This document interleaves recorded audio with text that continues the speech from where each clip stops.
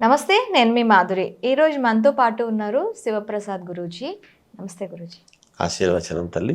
గురుగారు, మన ఇంట్లో పండగలకి, పబ్బాలకి, లేదు అంటే నిత్య నివేదనకి చేసే ప్రసాదాలు కొన్ని ఉంటాయి. ఈ ప్రసాదాలు వండే క్రమంలో ఆచరించాల్సిన పద్ధతులు ఏంటి? మనకి చాలామంది నూతిలో నీళ్లు తీసుకొచ్చి ప్రసాదం వండాలి. ఇప్పుడున్న కాలంలో నూతిలో నీళ్లు దొరకడం కష్టం. మడి కట్టుకొని ప్రసాదం వండాలి. ప్రసాదం నివేదించేటప్పుడు కూడా కొన్ని పద్ధతులు ఉంటాయి. అసలు ప్రసాదం అనేది ఎలా వండాలి? శ్రీ మహాగణాధిపతయే నమః. ఐం మహాసరస్వత్యే నమః. శ్రీ లలితాంబికాదేవియే నమః. ప్రసాదము తయారు చేసేటువంటి విధానము ఏమిటి, ఎలా వండాలి అనేటువంటిది ఇక్కడ. ఇది మాట చాలా చిన్నదే కానీ అమ్మ, దీనికి వివరణ చాలా పెద్దది. ఎందుకంటే ఇవాళ రోజున ప్రసాదం అనగానే స్టవ్ మీద పెట్టేసి తొందరగా చేసేసి ఏదో రకంగా దేవుడికి నివేదనాన్ని పెడుతున్నారు. కానీ గ్యాస్ మీద పెట్టినటువంటిది ఏది ప్రసాదముగా పెట్టడానికి అవకాశమే లేదు. నిజానికి లేదు. గ్యాస్ మీద ప్రసాదం అనేది వండకూడదు, శాస్త్రంలో పనికిరాదు. ఓకే. కట్టెల పొయ్యితో కానీ బొగ్గుల పొయ్యిలో కానీ ప్రసాదము వండి పెడితే ప్రసాదం అనేటువంటిది శ్రేష్టం. ఎందుకు గ్యాస్ పొయ్యి మీద వండద్దు అంటున్నారు? గ్యాస్ అనేటువంటి పదము వాడుతున్నదే కరెక్ట్ కాదు. ఓకే. ఒకటి అది ప్రజానీకానికి, సర్వప్రజానీకానికి తెలుసు. గ్యాస్ అనేటువంటి పదము దానికి మళ్ళా ఇంకా తెలుగులో ఏమి లేదు. అది ఒక కృత్రిమమైనటువంటి గాలి ద్వారా వచ్చేటువంటిది, అంతే కదా గ్యాస్. దాని ద్వారా వండి మనం నివేదన పెడుతున్నాము అనేటువంటిది ఒకటి, అది కరెక్ట్ కాదు. నిజానికి కట్టెల పొయ్యి మీద పెట్టి చేయాల్సినటువంటి విధానం ఇది మొదటిది. అయితే ఈ రోజుల్లో కుదురుతుందా? కుదరదు. అది ప్రశ్నార్థకం. ఇంకొకటి నీళ్లు. ముఖ్యంగా ఇవాళ రోజున ఎక్కడో బోరు ఉంది మన ఇంట్లో, పర్వాలేదు అంటే బోరు నీళ్లు తీసుకొని మామూలుగా మనం మడి అంటే ఏమిటి, స్నానం చేసి ఏది తగలకుండా ఒక వస్త్రము, దేవతా వస్త్రాలు అని ఉంటాయి.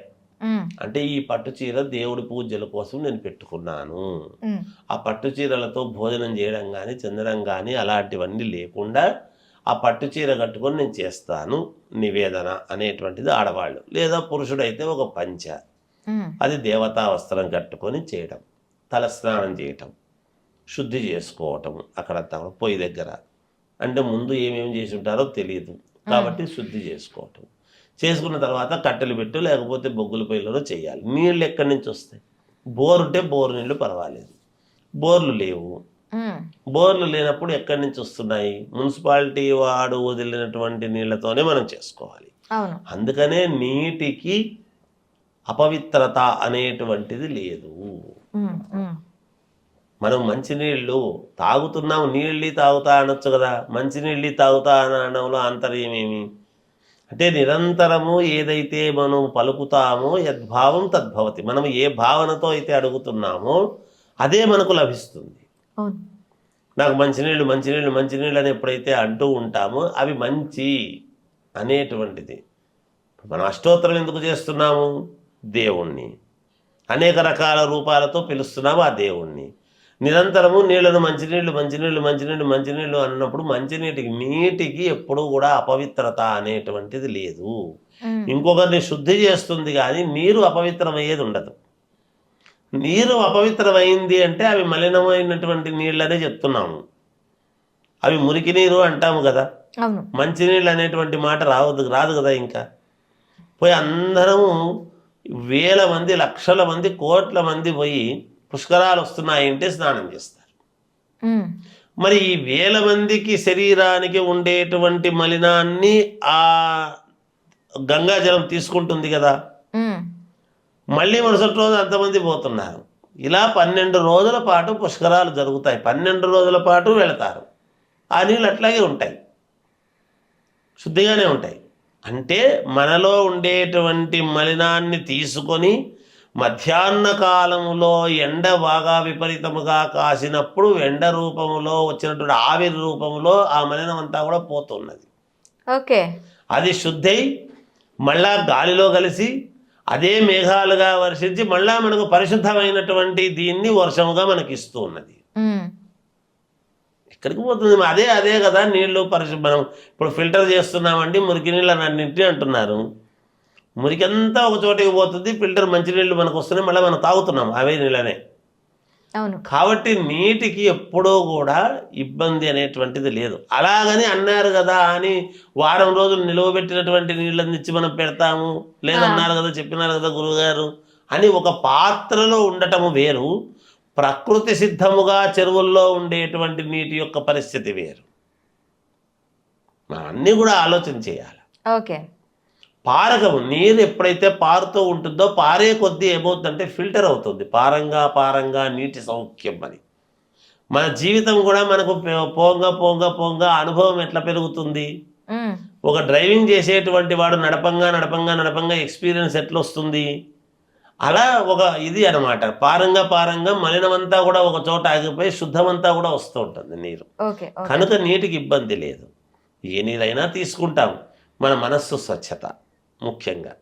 స్నానం చేయటము, వేరే వస్త్రాలు కాకుండా మంచి ఇది కట్టుకొనేసి దేవుడికి సంబంధించింది మాత్రమే తీసుకోవటము, దేవుడికి నివేదన ప్రసాదము అనేటువంటిది చెయ్యాలి అనుకున్నప్పుడు నిజానికి ఇంకా వసతులు ఏమున్నాయో ఏమి లేదో నాకు తెలియదు, కానీ ఆ ఉన్న గ్యాస్ స్టవ్నే కానీ కాస్త పసుపు నీళ్ళతో శుద్ధి చేసి స్టవ్ను కాస్త మనం గిన్నెను కూడా పసుపు పట్టించి కొంచెము ఆ గిన్నెలో మనం పాలు పెట్టి, అందుకే నీళ్ళతో కాకుండా ఎక్కువగా పాలు పోసి పాలల్లోనే బియ్యము వేసి నివేదనగా ప్రసాదము అనేటువంటిది తయారు చేస్తూ ఉంటారు స్త్రీమూర్తులు అందరూ కూడా.